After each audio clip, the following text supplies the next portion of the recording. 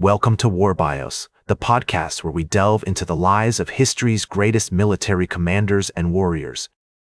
I'm your host, General Biography, and today we're going to explore the fascinating life of Winfield Scott, a man who would become one of the most influential and accomplished generals in American history. Born on June 13, 1786, in Dinwiddie County, Virginia, Winfield Scott was the fifth of 9 children to William Scott and Anne Mason. His family's modest plantation, Laurel Hill, nestled along the banks of the Appomattox River, would be his childhood home. The Scotts were a family of moderate means, but they valued education and encouraged young Winfield's curiosity about the world beyond their rural surroundings. As a child, Winfield was fascinated by the stories of his grandfather, who had fought in the American Revolution. These tales of bravery and sacrifice sparked a sense of patriotism and adventure within him.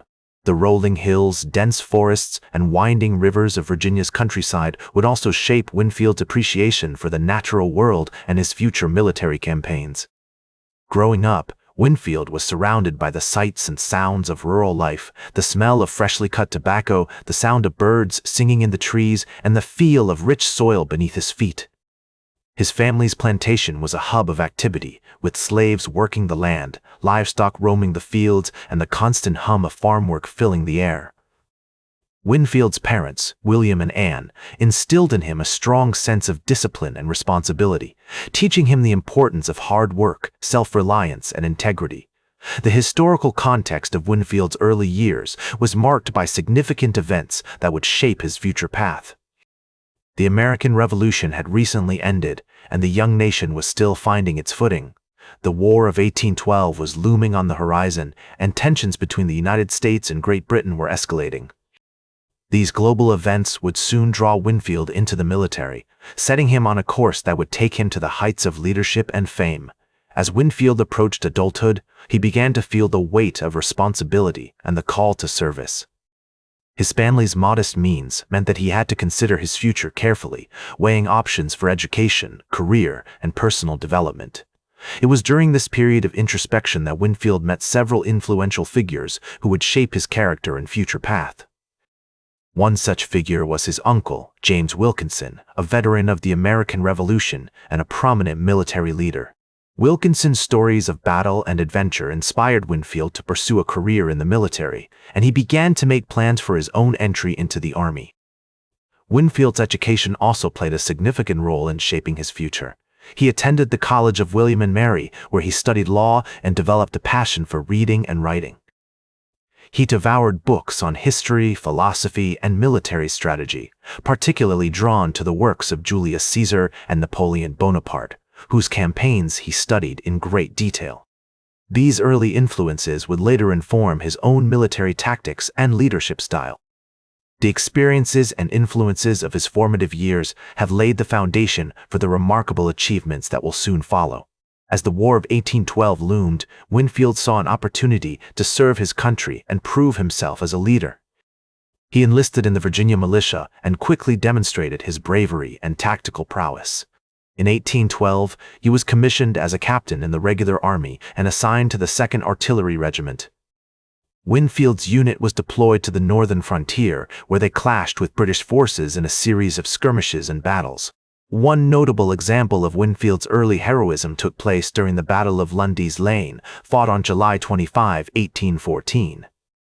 As the American forces came under intense British artillery fire, Winfield led a daring charge against the enemy lines, capturing a key position and helping to turn the tide of the battle.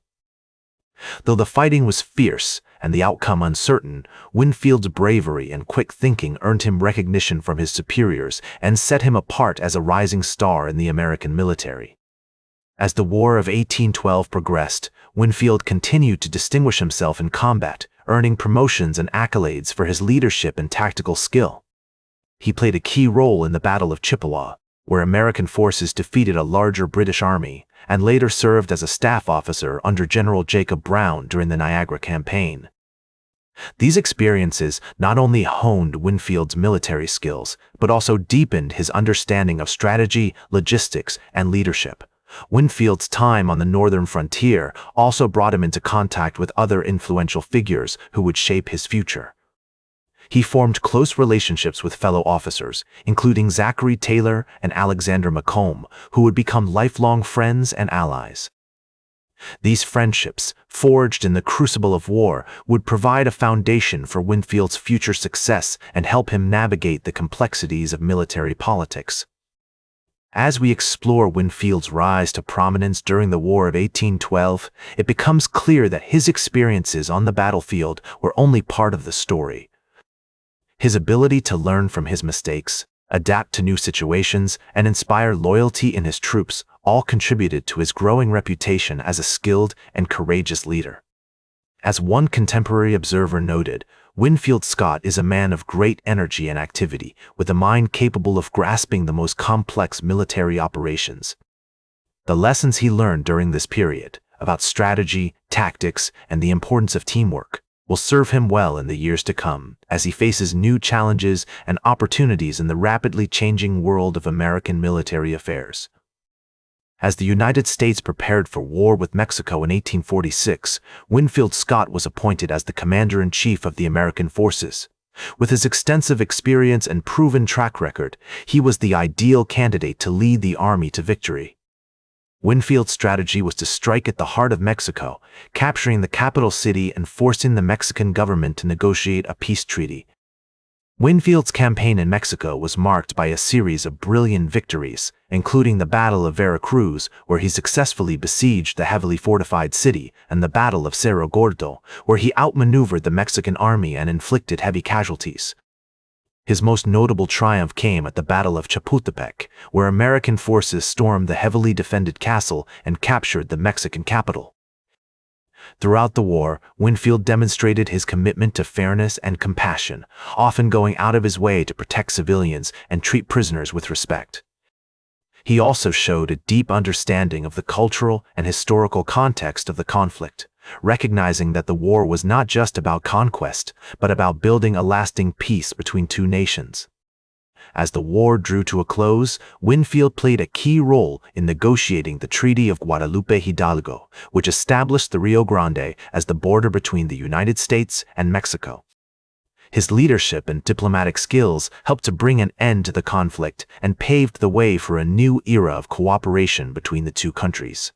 After the Mexican-American War, Winfield returned to the United States as a hero, hailed by the public and praised by his peers. He continued to serve in the Army, eventually becoming the commanding general of the United States Army, a position he held until his retirement in 1861. In his later years, Winfield remained active in public life, speaking out on issues such as slavery and states' rights. He was a strong advocate for the Union and worked tirelessly to prevent the outbreak of civil war. When the conflict finally came, Winfield played a key role in advising President Abraham Lincoln and helping to shape the Union's military strategy. His legacy extends far beyond his military victories, encompassing his commitment to fairness, compassion, and public service. Through his remarkable career, Winfield Scott has shown us that true leadership is not just about winning battles, but about building bridges, fostering cooperation, and inspiring future generations. That's all for today's War Bios. Remember to like, share, and subscribe. And until next time, I'm General Biography reminding you to keep marching toward victory.